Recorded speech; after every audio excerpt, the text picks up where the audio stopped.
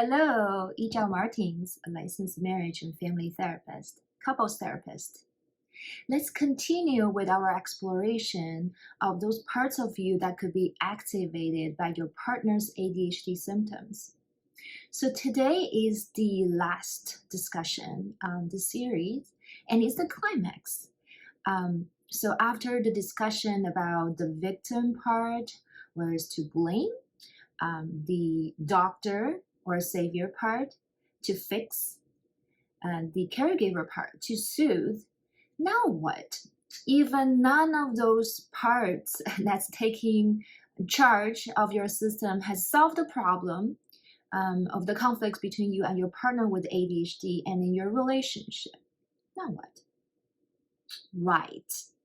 So there might be one part of you wanted to get rid of your partner or their ADHD. I'm talking about a breakup or divorce, separate, not a violent type of get rid of someone. So what kind of your partner's ADHD symptoms or behaviors that can really trigger this part of you that want to get rid of them? Let's see. I can think about many. For example, if you are dating someone, after the initial excitement and novelty, your partner with ADHD may not feel driven to contact you as much, not much texting, calling, or making plans with you. Because you might know, if you heard some of my videos, that the ADHD brain doesn't like any activities that's repetitive, boring, and or sounds like a lot of work. So if the initial novelty wears off and they're not feeling very excited about repeating, doing the same thing, like texting or making plans, which is challenging for them sometimes to follow through with details, they may just rest and not engage in that way. Another example I can think about is if you're co-living with someone with ADHD, and they may be avoiding their fair share of the household tasks that seem to be boring and repetitive and not exciting. And if you are a co-parent with someone with ADHD, then they may tend to pick up only the exciting part of the job of parenting and really not follow through with those perceived to be gruesome parenting tasks, say dressing a child, following up with the homework, taking to activities, and they could be very much the fun parent that want to get them to do things that they enjoy, like playing a game or having fun. So there could be so many things. Let's pick only one today, like a one trigger. Focus on that so we can explore the dynamic of how that causes you to be activating the scapegoater part. That's what I call the getting rid of someone. The scapegoat is the target of things people get rid of to make it whole, make it okay again. And the scapegoater is the person that's want to get rid of the scapegoat. So the action, let's pick the action or behavior your ADHD partner has that bothers you so much. Let's say you've been dating for a while, they're taking the initiative to contact you or make plans with you. It seems like things are falling short. So what are your thoughts? This is a fact. This is a behavior that, they're not calling and texting as much. They're not making plans as much with you. And they're being passive. So what are your thoughts when that happens? It could be they don't value me. They don't care about me. They don't love me. All of those are possible thoughts that you have. The conclusion that you draw, the intention you set for them. And when you think that way, that they don't love you, don't care about you, they don't value you, what are your feelings? Drop deep down in noticing with those words you're saying to yourself, what are the reactions in your body that generate this emotional response? Could that be frustration, anger, hurt. And if you go down underneath the anger and the hurt, it could also be a lot of sadness, especially if you have the tendency to assume yourself as the problem responsibility, like saying, I'm not worthy, I'm not enough for this love, and that's why they're not contacting me. If you go really down to that route, you can feel a lot of sadness. It's depressive. So instead of checking out those mind reads with your partner with ADHD, ask them like, do you care about me? When you don't call or text, I assume you don't care about me or love me. Is that true? That will be checking out the mind read. But today, that's not what we're doing. Let's put them in a box. Actually, I have a candle. Let's put them in the candle and just put it aside for now.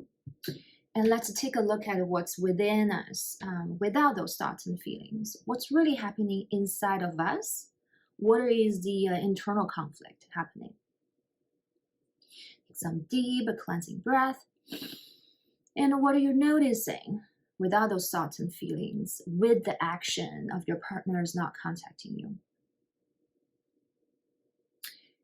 When I go deeper, I can see the possibility of I am taking all the responsibilities to make initiative in this relationship, to pull things together, that I'm overwhelmed and I'm feeling tired, exhausted, that I want to be pursued maybe and taken care of. I want to be free from all of this effort. Is that possible? That's a good start. And let's see even underneath that, what's really going on. And I see a part that's saying, I have to be the one that be watchful for our relationship, that I have to be in charge. This is to gear the ship of our relationship. So otherwise it will fall apart. Otherwise it's not going to be healthy and it's not going to be sustainable or develop. We may break up. And in that time, I will be the one that's being get rid of. I'll be abandoned. Does it sound familiar or ring a bell for you?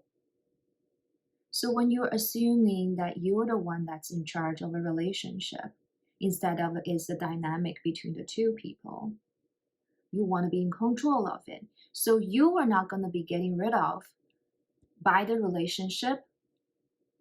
You are not the scapegoat. Instead of waiting for that to happen, part of you may say, well, let me take charge. Let me break up with them. Let me get rid of them. Let me scapegoat them. So the problem is solved. I don't have to look at it anymore. So when you are doing that, what happens? Number one, you don't check out what's in the candle. Number two, you are not be able to tolerate the tension in the relationship when it's evolving, when it's developing, and you're missing out the opportunity to find out what's really happening between the two of you. What is the interaction of your partner's ADHD and their parts and your parts, and really discover who they are and who you are and how you interact with each other. What is it telling you about yourself, your habitual way of doing things? In this case, needing to be in control. And if you are to dig even deeper underneath the need to be controlled, there's more things. Is a fear of things are falling apart, for example, fear of abandonment. So how can we remind ourselves when this part shows up? I have some affirmations for you. Not saying if you repeat those words, all these parts will be gone and you'll be healed. No, those are more I call like a power words to remind you, oh, I notice this part of me is speaking. Let me having a dialogue with them. Let me assure them that they don't need to be worried too much, that I got this, right? So the affirmation for your scapegoater is, I let go of control. I can be at ease and free in relationships. All is well. So thank you for listening and viewing my series on the parts getting activated by ADHD symptoms. We're moving on to a new series. I'm developing this series. I'm talking about triggers in infidelity because I hear a lot of people say, well, people with ADHD, they're impulsive, they are cheaters, or they tend to be cheaters. Is that true? Is that true that partners with ADHD tend to cheat?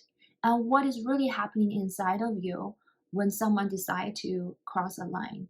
I don't like the term cheating. I use the term transgression, which means there's some rule, some law, some lines, and you're violating, you're crossing the other line. Transgression in relationship. Stay tuned. Bye bye.